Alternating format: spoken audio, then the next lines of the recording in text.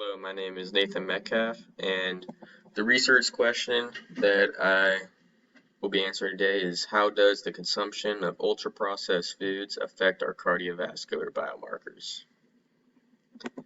So obviously, a lot of us have probably heard the term "you are what you eat." I remember growing up that my parents would always say that when I was making food choices.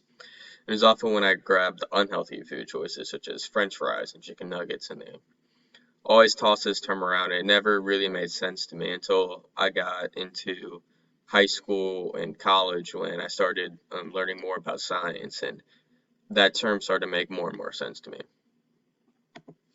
So something I didn't know before diving into this research was that cardiovascular disease is the most common cause of death in the United States and worldwide. So I'm sure some of you probably know a family member or a friend who has been hospitalized for some sort of cardiovascular disease. I personally do, and obviously, if we know somebody who in our family who has gone to the hospital for this, it means we could possibly be at a higher risk for developing one as well. So it's important for us to monitor this aspect of our health. So I just want to get some definitions out of the way. So obviously an ultra-processed food is a term we may have not heard before. We probably all have heard of a processed food. But an ultra-processed food is a food that has been processed to the point where it is um, broken down to food such as ketchup. So for example, we have a diagram right there, and right there is tomatoes, and that is obviously the natural form of the food. And as we get more processed, we can see a food like salsa, where there has been added ingredients such as salt and um, sugar and fats.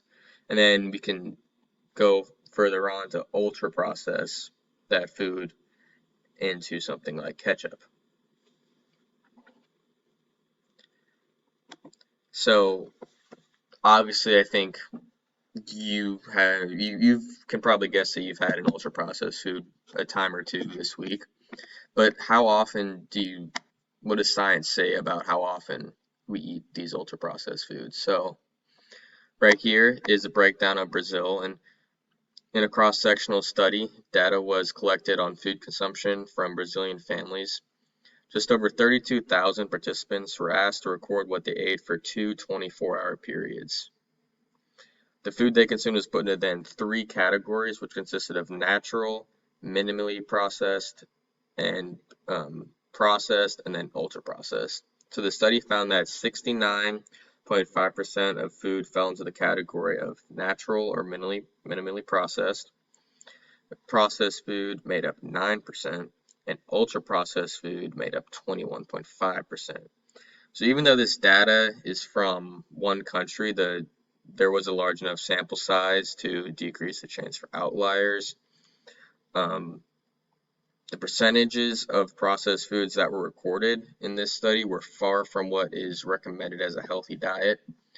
So who knows, if we probably tracked our diet, we could probably observe the same disproportionate amount of ultra-processed foods in our systems. So next part of the question is, what are cardiovascular biomarkers? So for me, I've never heard this term before until doing my research project. And essentially, it's things that you probably heard of, such as cholesterol and hormones and HDLs, LDLs. And these are it's basically the content of these molecules in your bloodstream.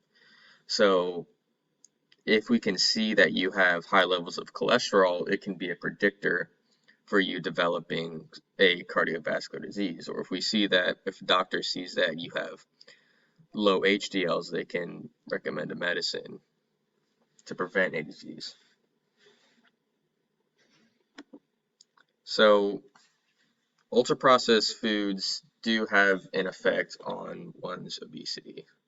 So there was a study that looked at participants, and they were asked to record a 4-day dietary journal of everything they ate. And these participants are randomly selected by their postal codes across the United Kingdom. And the participants each submitted the 4-day diary and had background information taken as well. And the data from the group of 6,143 individuals spanning the ages of 19 to 96 found that with a 10% increase in consumption of processed foods, there was also an 18% increase of the likelihood of them being obese. So this is no way, shape, or form proof that ultra-processed foods cause obesity, but it is good enough evidence that there could be a correlation there. So if we go into draw the next line, we can see that obesity has an effect on cardiovascular biomarkers. Another research study was able to find a relationship between BMI and cardiovascular biomarkers.